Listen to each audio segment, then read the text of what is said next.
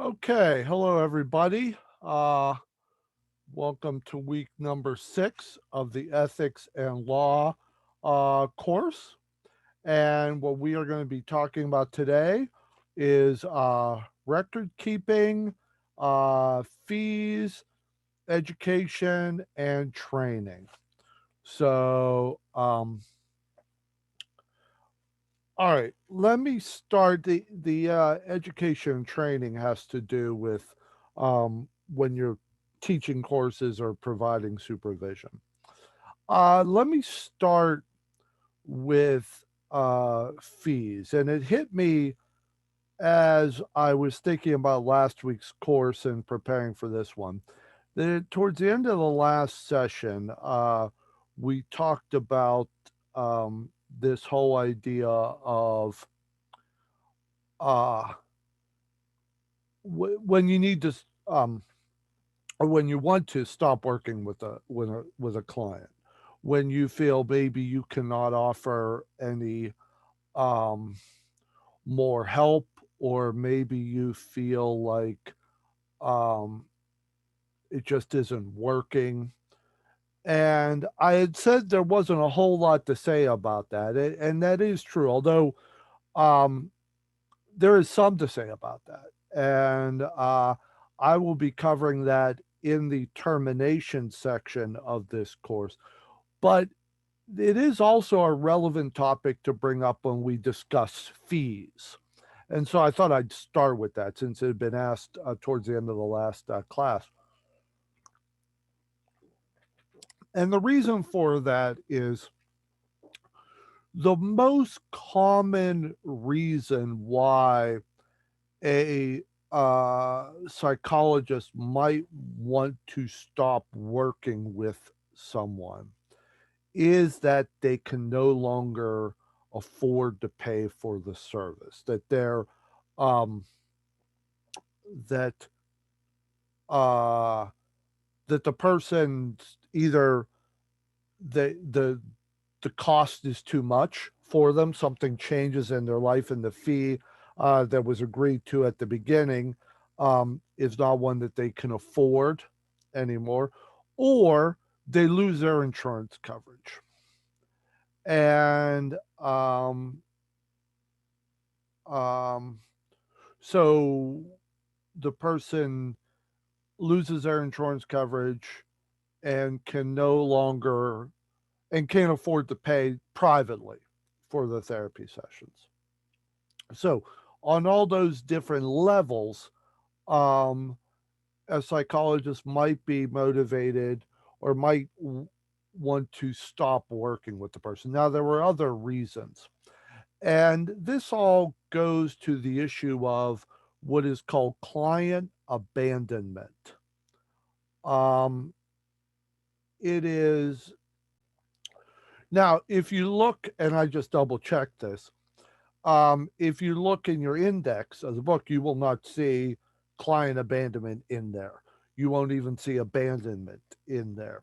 So it's not a formal ethical term, but it is more a term used throughout the professional literature to reflect on the idea that therapists, psychologists, are not to leave patients high and dry as far as having no access to service if they can no longer see them.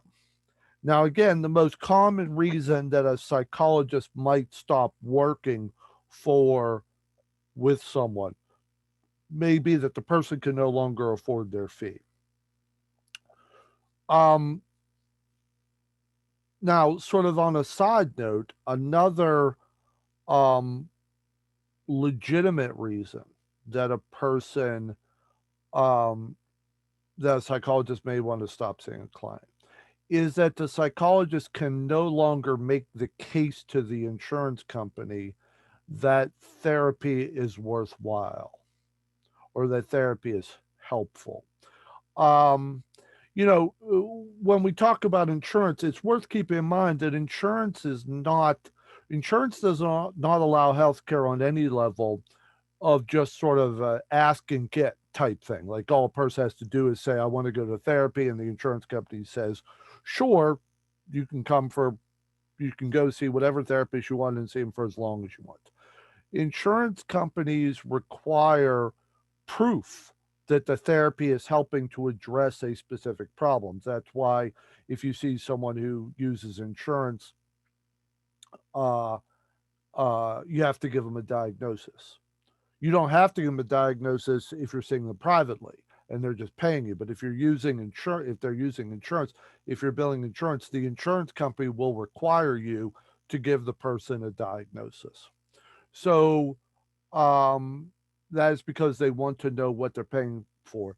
And the psychologist has to be able to show progress. They have to be able to show that the person is making progress. So another issue as far as termination of services that relates directly to the issue of fees is when the person is using insurance to pay for the therapy and the psychologist can no longer make the case to the insurance company that the therapy is having any benefit.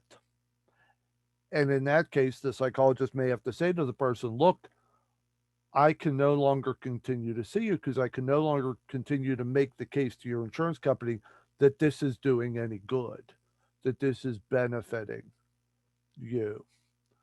So that relates to fees as well. So, and then, the examples I would give about why someone may no longer be able to afford fees is they lose their job, they lose their insurance coverage. So this all comes to the issue of patient abandonment. And I will talk about that more later on in the course when we talk about termination and therapy. But right now, it bears some issue, some discussion as a way of bringing the topic up. Patient, in general, patient abandonment is addressed in a number, in sort of the same ways, regardless of why termination is being considered. It is called patient abandonment because a psychologist cannot abandon a patient. They cannot just say, okay, you can't afford my fee anymore, you're on your own. They cannot say, I just don't want to work with you anymore and leave it at that. Whenever terminating with someone for reasons other than mutually agreed upon end of therapy, you have to make it clear. Um, you have to make it clear that you are working with the person to make sure they have other possible places to get services and that they are aware of those other so when, for instance, you are working with someone who loses their insurance coverage, so they can no longer afford to pay you for therapy, the ethical step that you are supposed to take as a psychologist is make sure that they have the names and contact information for other places where they might be able to get um, services at a lower cost. Community mental health centers are a good example. Uh, Universities usually will have some sort of training programs for students. So a university training program are the two. So those are the two most common: a community mental health center or a university training program. Those would be two places where the person may have more opportunity to get lower cost mental health services, get therapy at a lower cost, so that even if they don't have insurance or don't have uh, insurance that covers them at um, the agreed upon, I'm sorry, that doesn't cover them for your service anymore. Maybe you're not on the panel or something like that. it's useful to keep in mind. I mean, it's useful to show that you have given to them other places where they can access mental health um, services. Now, that is the case of what you have to do to show that you are not abandoning the patient.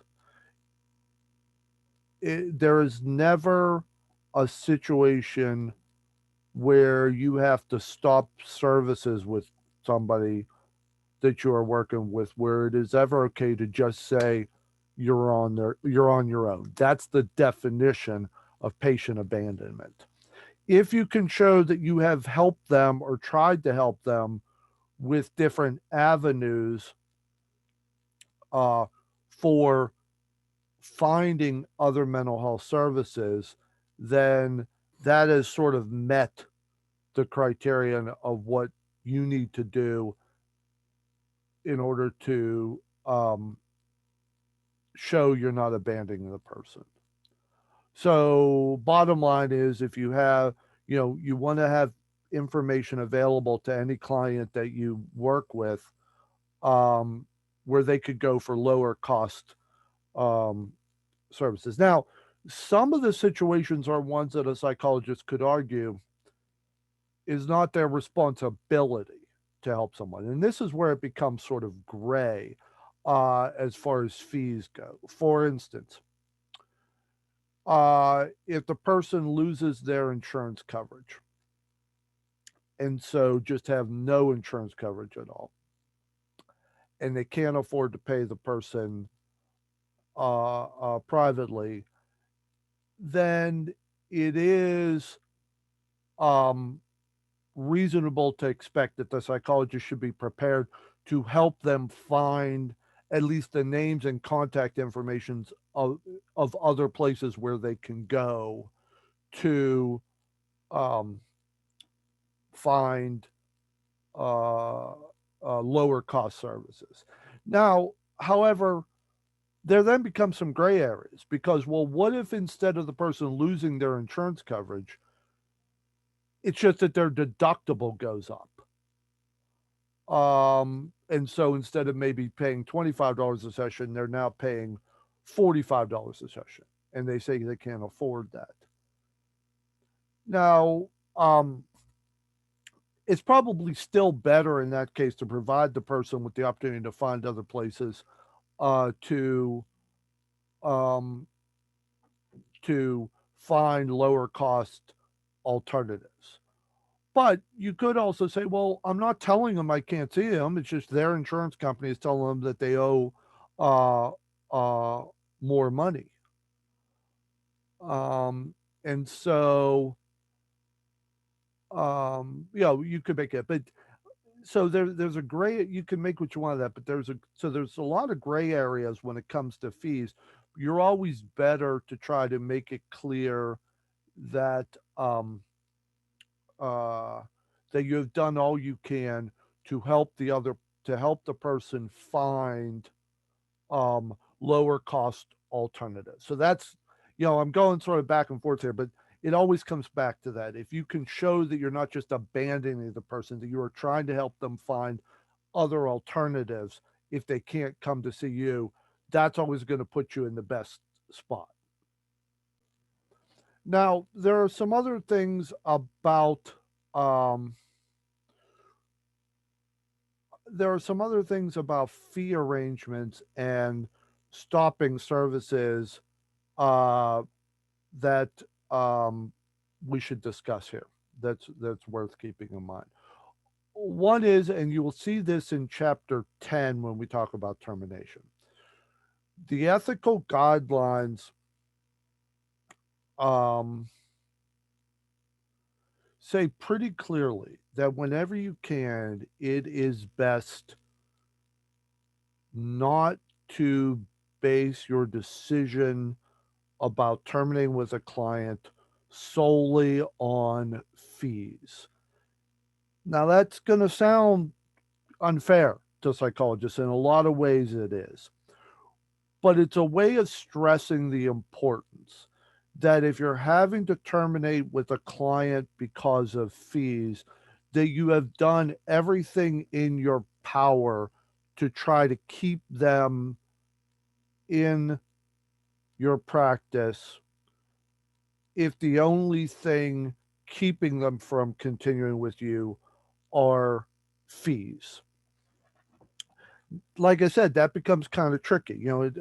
Here's an example I bring up. Um, I have told everybody here that I live in Pittsburgh, Pennsylvania, and Pittsburgh was known as a steel town for a long time.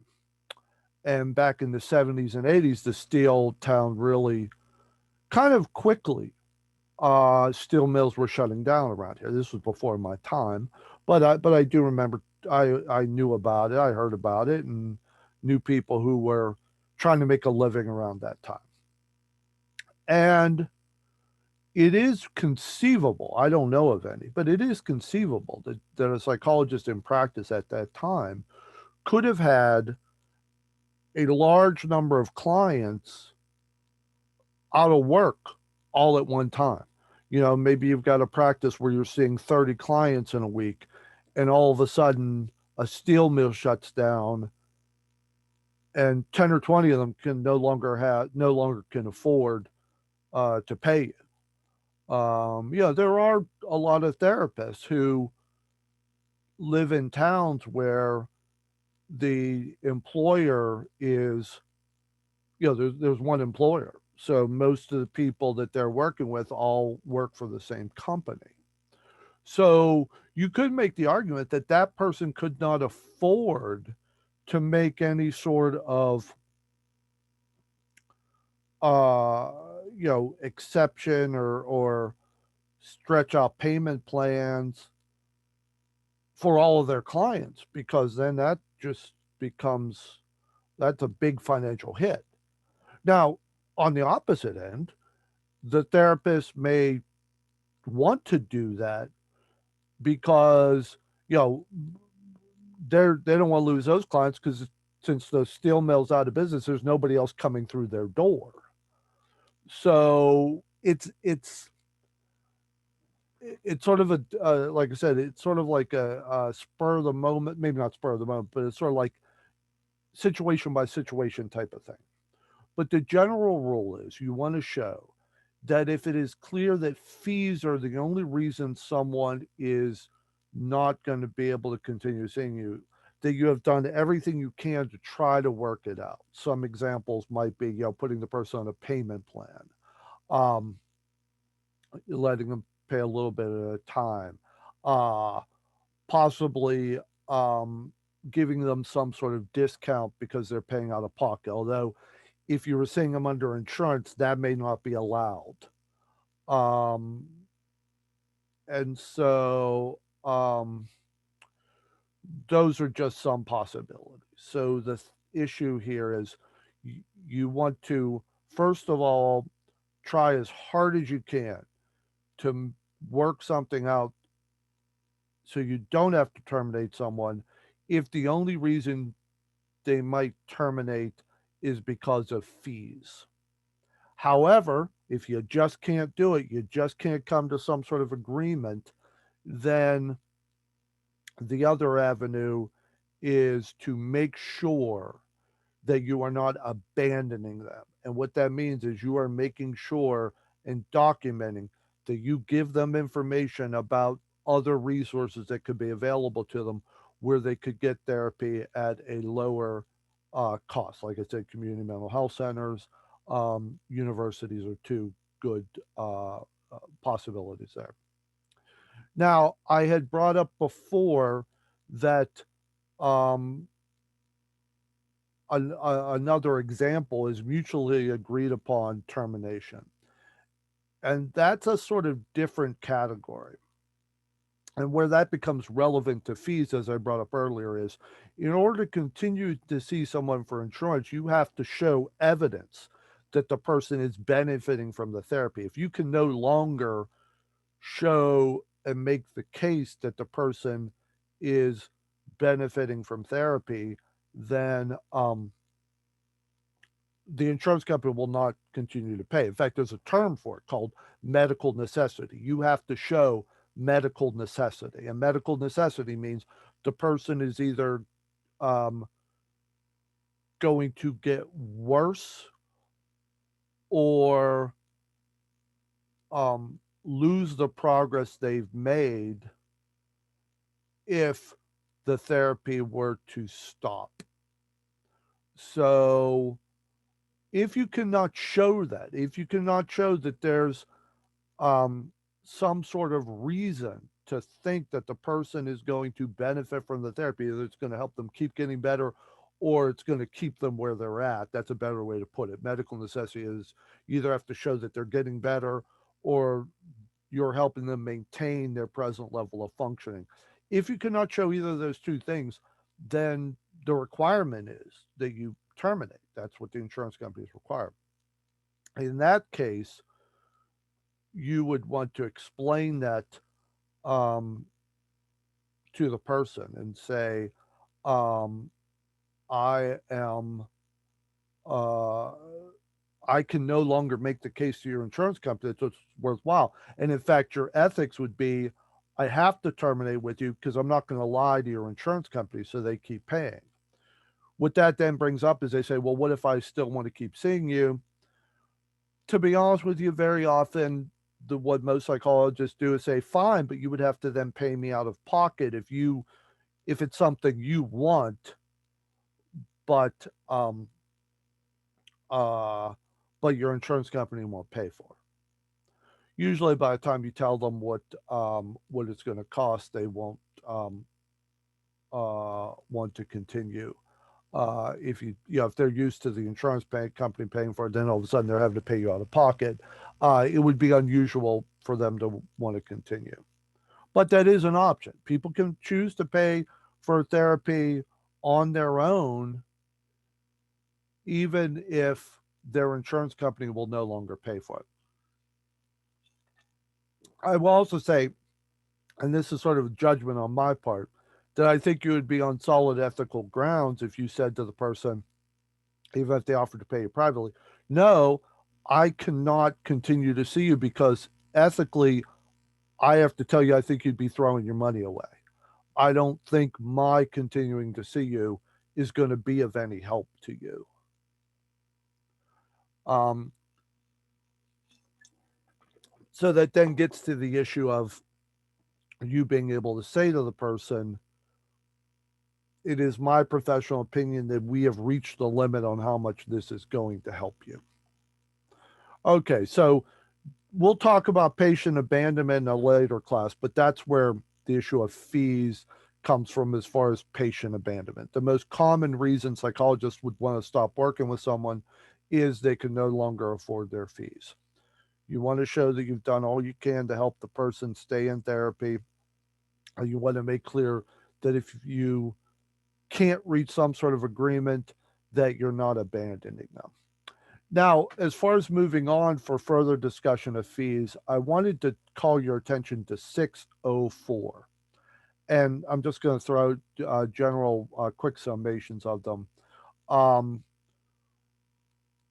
Psychologists and recipients of psychological services reach an agreement specifying fees. Psychologists' fee practices are consistent with law. And the reason I'm going through, I'll get to something here. Psychologists do not misrepresent their fees. If limitations to services can be anticipated because of limitations in financing, this is discussed. Meaning, if you anticipate that there's going to be a disruption in the person's insurance, if you anticipate that something is going to happen that may impact on the person's ability to pay for what they owe, you discuss it as early as possible. Um, and then the last part of that um, is um, is if you're going to use a collection agency, you have to tell the person. The best way to do that is make it part of your informed consent before therapy even starts. I may get to some of those either later here or the other one, but there's one thing I want to know. So that's 6.04, page 106 in the book. Notice what 604 does not say. I always find it fascinating. 604 makes no stipulation about how much you can charge. You can charge whatever you want for therapy if someone's going to pay for it.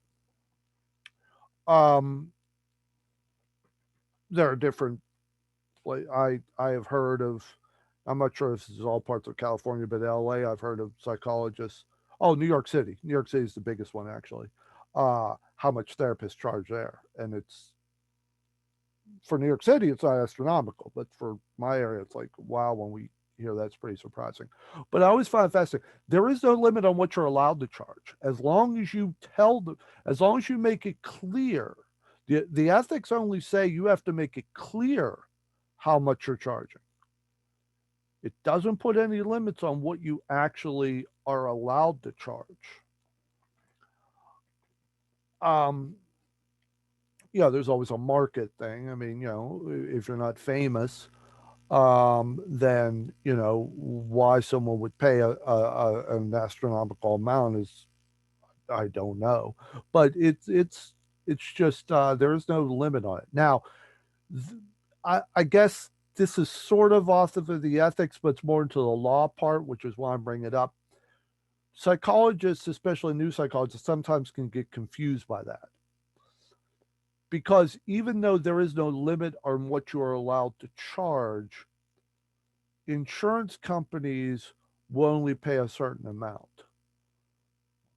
So basically, insurance companies will um, set a limit on how much they're willing to pay.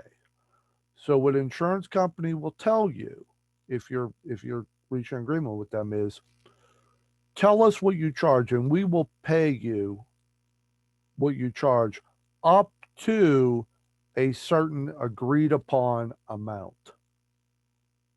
And then, of course, they set the agreed upon amount. They say it's an agreed upon amount because every psychologist reaches a separate agreement with them, but the agreed upon amount is always the same.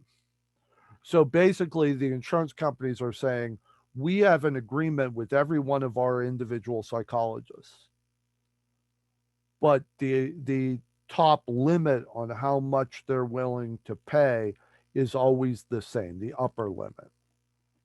So that's where it can get a little confusing because you can charge a client whatever you want, provided they've agreed upon it beforehand. You can charge an insurance company whatever you want, but they have, before you can bill them, they have you sign a contract that basically says you can bill us at whatever rate you want. We're not going to go above this amount. You're a, we're only going to pay you this amount regardless of whatever you charge us. I see on my bill all the time. I don't I There's no insurance company that pays what I bill. But so it's always the way it looks on the bill is the amount I charged, the amount they paid, and then what they call I forget the I'm going blank on the term, but they call it something that basically means agreed upon deduction, meaning um, he agreed to take this amount, he charged us this, so clearly this is the amount of deduction that we're taking off of what he billed. It's a numbers game. But I always like to bring that up because again, it goes back to this. I'm always fascinated by the fact that, like I said, there is no limit to what you can charge, provided you just have to be clear to the person ahead of time what the fees are, um, and then it's up to the person if they're paying you out of pocket to decide whether or not they agree upon paying it. What you can't do is say, here's my fee, the person agrees to it, and then you start chucking up other fees that the person wasn't aware of beforehand. If you're seeing someone privately who's just paying you out of pocket, from an ethical standpoint, what you want to do is you want to be absolutely clear up front um, what the fees are, and then you also want to be absolutely clear up front with your informed consent if someone's using insurance, that they know that they are responsible for their deductible, their copayment, and any unpaid amounts that the insurance company refuses. So that um, when um, uh, some parts aren't paid, you have paperwork that says they knew that I would be billing them for the money they owe. I will also tell you that in my informed consent, I also have a stipulation of what I charge if the person doesn't show. That's another important thing. That's a no-show fee is a good example of how you need to document that the client was informed of a fee. You want to have information there about um, how much the person will owe if they cancel at the last minute or just fail to show. And I've done that. I have that in there, and um, I will charge someone my fee if they just fail to show. Um, and um, and then I'll actually law psychologists. What I know, and this is just an example of something you're allowed to do with fees, is it used to be um, that I would bill them for a no show fee, and they still, I would get a check, um, maybe not all the time, but a good number of times. Um, what I do, because it's in there, it's in my informed consent. A lot of psychologists I know do this is will remark in the informed consent that I'm going to charge you if you fail to show, and will say, and I'm going to get a credit card number from you so I can charge. So they'll require a credit card. Now, the reason I've done that more lately is a practical reason for opposite end. I do all teletherapy now, video therapy like this, but instead of it being class, it's therapy. And then so I have to get a credit card from individuals anyway to pay the copayment. But I'll put on there that I will also bill your no-show fee if on the credit card if you fail to show. And it's on there, so I'm allowed to do it. I've informed them that if they fail to show, um, now to be honest with you, and this goes back to just a good step with ethics. Um, if they are informing me that they're canceling at the last minute, I will make sure to remind them that okay, but I just need to make sure this is a last minute cancellation. Uh, and as we talked about, I will have to bill your credit card for it. So whenever possible, I try to make sure that they are reminded that this is happening. That's more to prevent, any calls after the fact. It's not a, like arguments after the fact. I mean, if there's going to be an argument, I'd rather have it before I've billed their insurance, their credit card, than after.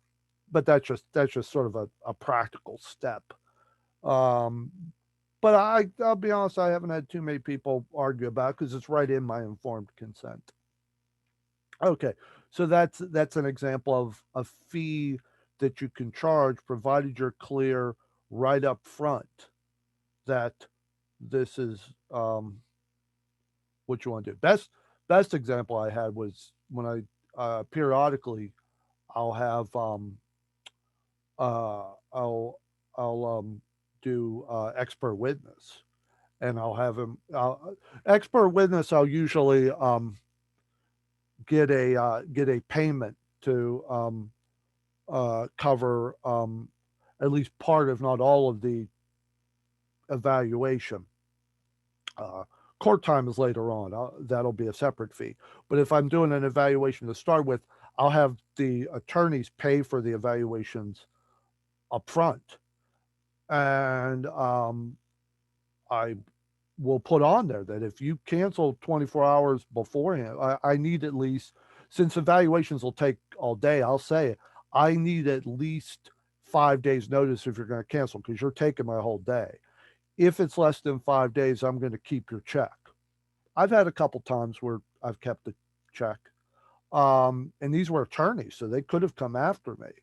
You know, I mean, it wouldn't have taken much for them to scare me enough that I would have sent them back a check and said, okay, if you're going to fight this, I'd probably win, but I don't want to be up against attorneys. Um, but I've never had that happen in the times where I've kept a check. It's only happened a couple times because it's so clear in my informed consent that I say, if you cancel with 5 days, I'll even explain it to them beforehand and make sure they see that part. I'll say, look, you're taking my whole day. You got to give me, if you cancel and I don't have enough time to fill my schedule back up, I'm going to keep your check. Never had a problem. Because so that's another example of how you need to specify what the fees are up front.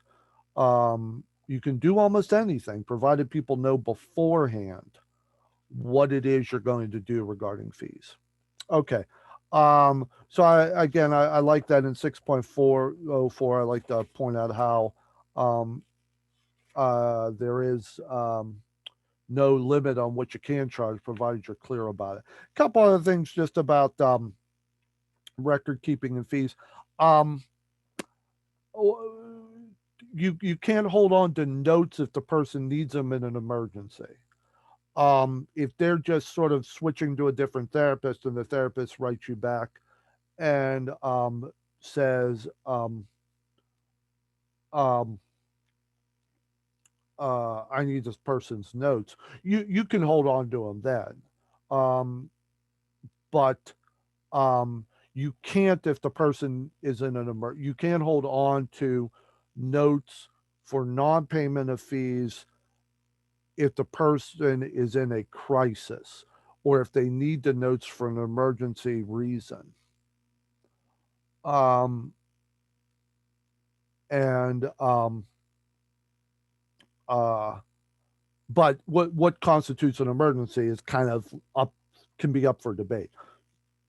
But your best bet is if it looks like it's an emergency at all, if the person's in a psychiatric hospital and they say they need the notes, or the person's been um, arrested and they need it for their hearing, and you have a judge's order.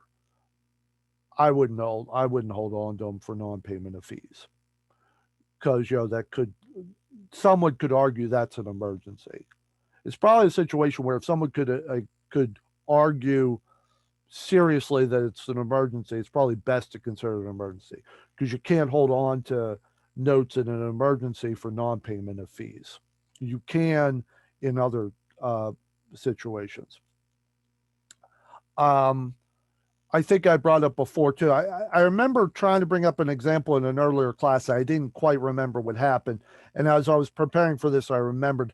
I had another situation once where um, the parents were separated but weren't divorced, and the child was they were bringing the child to see me, um, and was under the father's insurance, and the parents were bringing the kid um, because they were separated, but they both wanted to be involved. So they were bringing the kid, but uh, but the father the check had the father's name on it, so the father was paying for everything.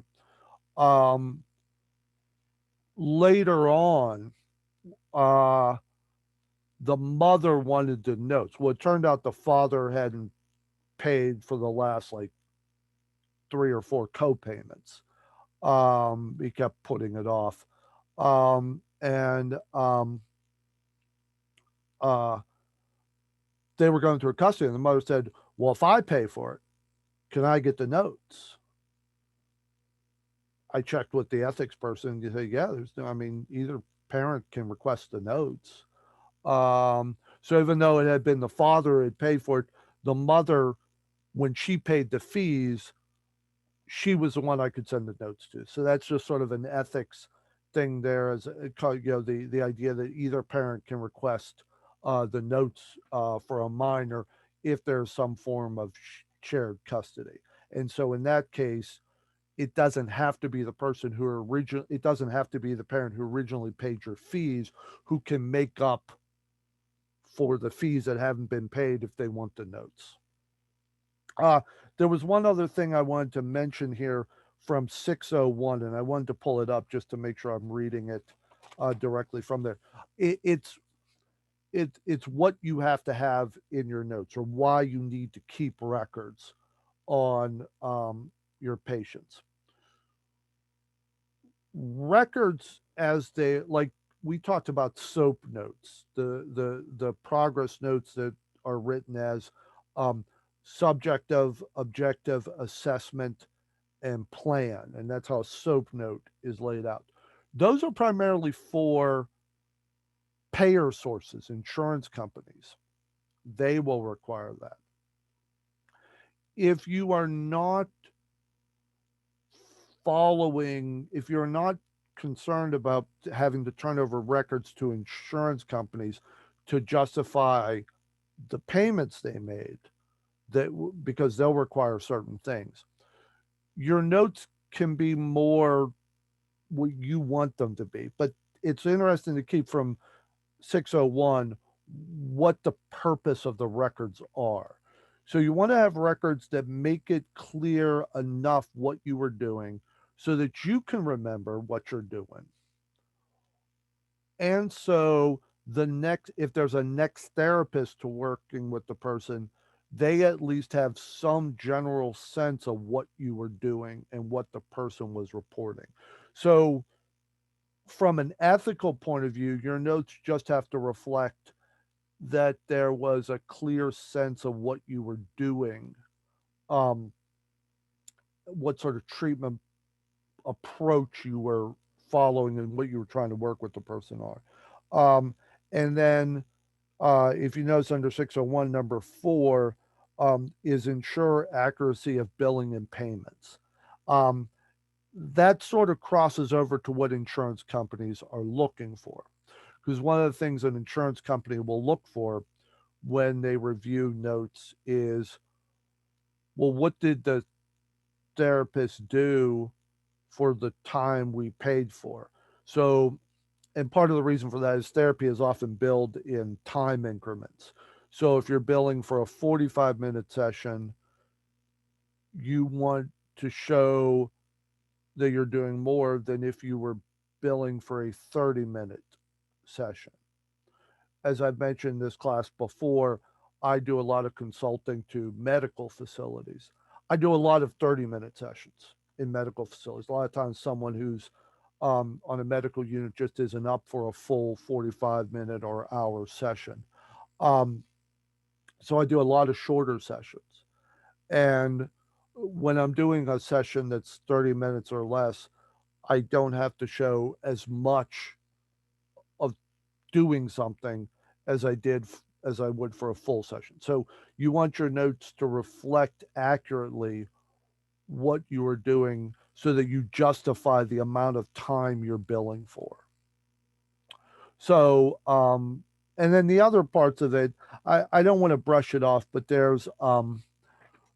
this section is one of the sections where there's a lot of crossover between therapeutic assessment work and research work. So they also talk about record keeping in research. If you're doing research, um, you want to, uh, if you're doing research, you want to make, you want to keep records that show a clear picture of what you were doing, uh, so that part of the reason you want to keep records on it and good records is because replication is so important in the scientific method. So you want to keep enough records so that the next scientist who maybe wants to try your study and see if they get similar results will know what you're doing or what you did. So you want that sort of clarity so that the next person knows what you did. Notice how, whether it's research or whether it's therapy, it's both kind of the same thing with record keeping. It's basically so the next person can know what you were doing and pick up where you left off, or try to redo it, um, if they want to replicate your study, or if a client you saw is coming to them with a new problem, they can look at your notes and have a sense of what worked before.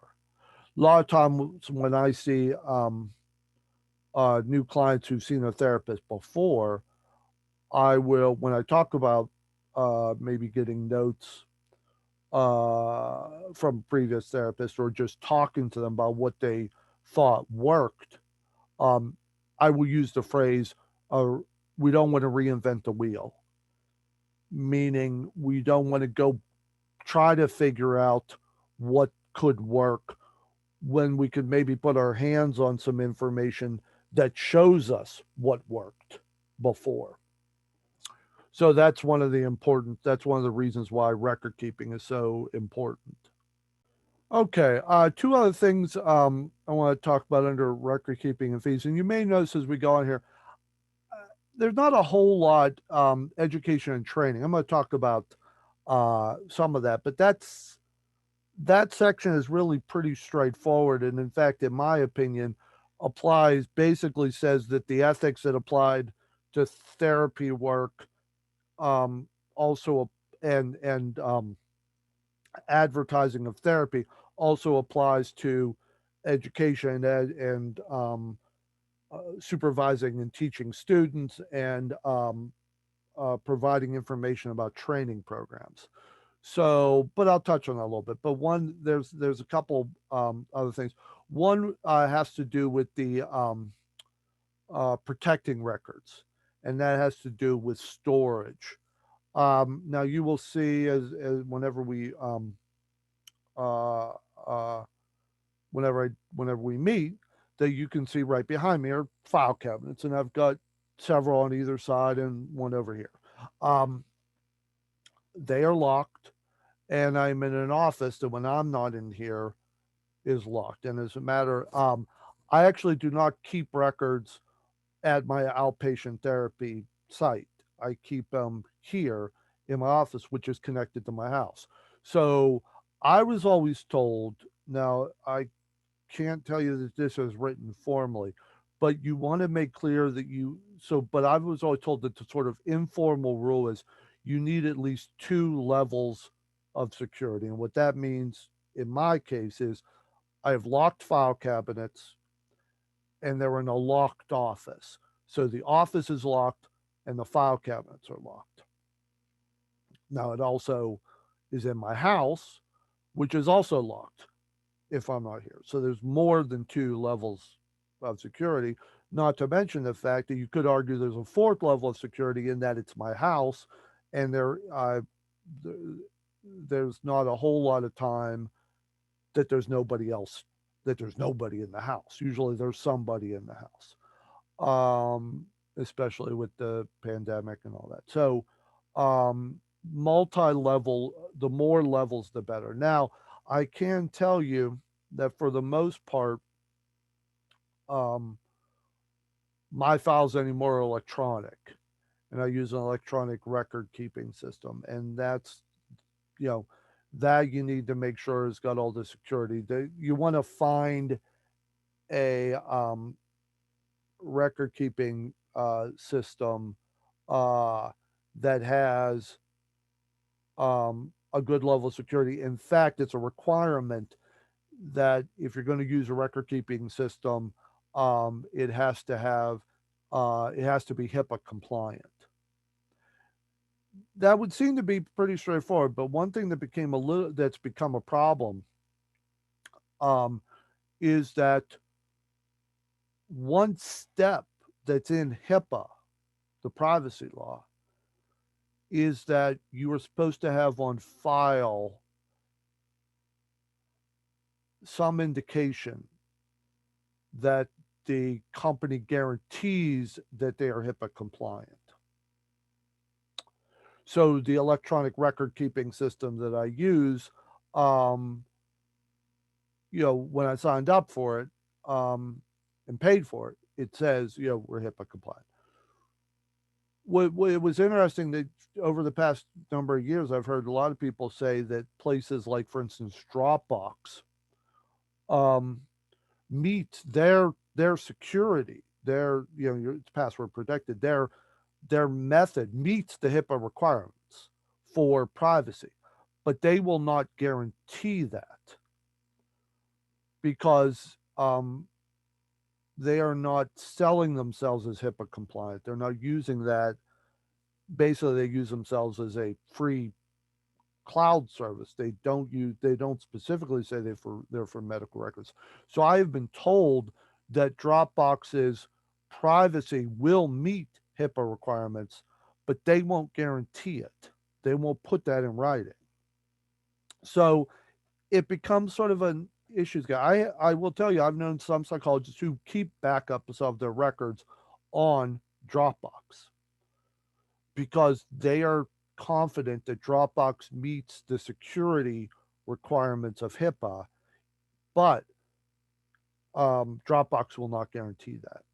So you have to be careful. If you're using electronic records, you want to be clear that it's HIPAA compliant. Your best bet is to find one that says we are HIPAA compliant, and we'll say that in writing. Problem is, those tend to be ones that you have to pay for. Now, the other difference between the Dropbox and these electronic records, the electronic record systems are electronic records. There's a system set up for writing a record. Dropbox just means the psychologist is writing a note and plopping it into an online cloud service, sort of like putting it into a file cabinet. Um, so, but you want to make sure that you're protected. You want to make sure that you are storing records in a secure location. Okay, and then um, and the other one that's kind of interesting. I have other therapists work in my office, and it's interesting how the last section of the fee splitting, or not fees, you want to be careful not to fee split. Let me be clear about that. But the last section on the ethics of fees has to do with what's called fee splitting, and I have to be real careful with that. Basically, what it is if because I don't hire the psychologists, they come into my office as independent contractors. Basically, the understanding is I get a bunch of referrals. They're more than I can see. So I bring in another therapist to take some of the referrals that are coming into my office. And I say, I don't have room in my schedule, but I have a therapist working with me who does. Now, when that happens, what I have to make clear is if we are splitting, I am getting part of the fee that comes in. And I have to make absolutely clear that what I am taking the money for. So if it's a split of, say, 60-40, my office gets 40% and the therapist gets 60%. But since they're not my employee, I have to make clear of what that 40% is. It's not like a kickback for the referral. Someone came to me, I'll send the referral to you and I'll keep 40% just because I made the referral. I have to make it clear that that 40% is to pay for the office, the billing, everything. That's what that is for, and that it's not some sort of kickback for making the referral to the person. So if you're that last part of the ethics is if you're hiring someone or bringing someone into your office, you need to make clear if they're not your employee, if they're an independent contractor, and you have them just working in your practice, that any fees that come back to you are used specifically for keeping the office upkeep, for billing, all that sort of stuff, and that the um, and that you are not providing, just taking some sort of kickback for the fact you gave this person a referral. Okay, I tell you what, we're pretty close to the hour, and like I said, I don't have a whole lot to say about education. Basically, If you're presenting a training program, you have to be clear about what it is. You can't um, you can't, you know, false advertising about what it is you can't promise, for instance, that you're going to give this 8-hour lecture and the person's going to come away as a qualified hypnotist. You have to make clear of what it is you're going to be doing in any sort of education program, whether it's a continuing education seminar, whether it's a class, whether it's a university psychology program. You have to be straightforward, open, and honest about what the students can expect. We can pick up more of that during the class on Friday. I will look forward to seeing you all on Friday. Take care.